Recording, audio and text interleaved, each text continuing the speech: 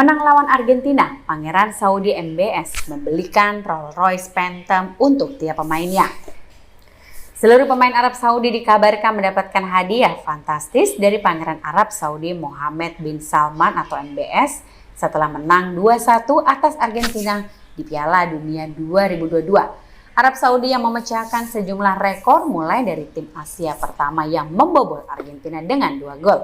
Kemenangan pertama di laga pertama Piala Dunia ini hingga kemenangan pertama atas La Albiceleste.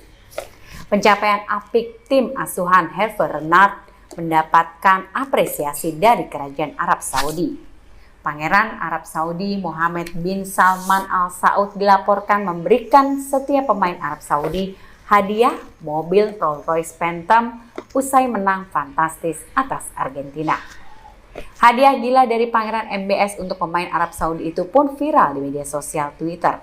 Pegiat media sosial kenamaan yang juga Dr. Gigi Awab Alfi menyebut seluruh pemain Arab Saudi mendapatkan mobil Rolls-Royce tipe Phantom.